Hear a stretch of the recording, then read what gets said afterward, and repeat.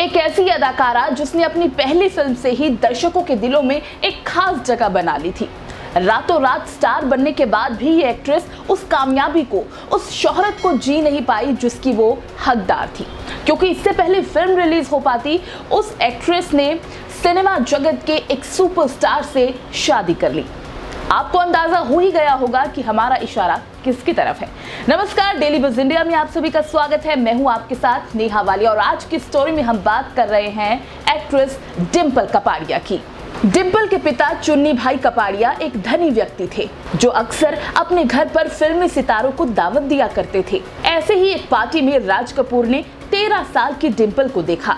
डिंपल को पहली नजर में देखते ही राज कपूर ने उनकी तस्वीर को मन में बिठा लिया। फिर जब साल 1970 में राज कपूर की फिल्म मेरा नाम जोकर बॉक्स ऑफिस पर पिट गई, तो उन्होंने अपने बेटे ऋषि कपूर को फिल्मों में बतौर हीरो लॉन्च करने की सोची। फिल्म थी बॉबी। जब बात आई फिल्म की हीरोइन को लेकर, तो उन्हें डिंपल के अलावा कोई और नाम सूझा ही नहीं, तो उन्होंने ऋषि कपूर के अपोजिट डिंपल कपाड़िया को साइन कर लिया। लेकिन फिल्म बॉबी की रिलीज से कुछ ही दिन पहले डिंपल कपाड़िया की मुलाकात हुई उस दौर के सुपरस्टार राजेश खन्ना उर्फ काका से। राजेश खन्ना डिंपल के इतने दीवाने हुए कि समंदर किनारे एक चांदनी रात में उन्होंने डिंपल को शादी के लिए प्रपोज कर डाला।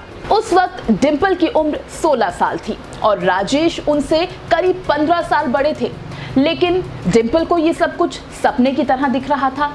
उन्हें कुछ सोचने का मौका ही नहीं मिला, या फिर कहें कि वो कुछ सोच पाती, कुछ समझ पाती, इतना समय ही नहीं मिला। और ऐसे में उन्होंने राजेश खन्ना का प्रपोजल स्वीकार कर लिया। जब राजेश खन्ना और डिंपल की शादी हुई तब हर तरफ सिर्फ इसी शादी की चर्चा थी। काका से शादी के बाद डिंपल कपाड़िया की पहली फिल्म बॉबी रिलीज हुई और रिलीज होते ही इस फिल्म ने बॉक्स ऑफिस के सारे रिकॉर्ड तोड़ दिए। लेकिन तब तक बहुत देर हो चुकी थी, क्योंकि शादी से पहले काका ने डिंपल के सामने ये शर्त रखी थी कि वो शादी के बाद फिल्मों में काम नहीं करेंगी। हालांकि डिंपल ने अपने करियर को छोड़कर पूरी तरह से घर संभालने को तरजीह दी। फिर साल 1973 में उन्होंने बड़ी बेटी ट्विंकल खन्ना को जन्म दिया और साल 1977 में अपनी छोटी बेटी रिंकी खन्ना को। डिंपल एक अच्छी मां की तरह अपनी दोनों बेटियों की परवरिश में जुट गई। लेकिन तभी वो दौर आया जब राजेश खन्ना का स्टारडम फीका पड़ने लगा। ऐसे में इसका असर उनकी निजी जिंदगी पर साफ देखा जा सकता था। डिंपल और राजेश खन्ना में अक्सर झगड़े होने लगे और एक दिन डिंपल ने अपनी दोनों बेटियों के साथ राजेश खन्ना का घर छोड़ने का फैसला लिया। अपनी बेटियों के लिए डिंपल ने एक बार फिर फिल्मों में काम करने का मन बनाया और बॉबी के रिलीज के 11 साल बाद उन्होंने साल 1984 में फिल्म जख्मी शेर से फिल्म इंडस्ट्री में कमबैक किया।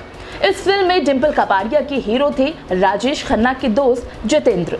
वैसे बॉलीवुड में वापसी के लिए डिंपल ने रमेश सिप्पी की फिल्म सागर साइन की थी, लेकिन इस फिल्म को बनने में थोड़ा समय लग गया और ऐसे में उनकी कमबैक फिल्म बन गई जख्मी शेर। इस फिल्म के बाद डिंपल जाबाज, जख्मी औरत, क्रांतिवीर, सागर, रुदाली, दिल चाहता है जैसी कई शानदार फिल्मों का हिस्सा रही।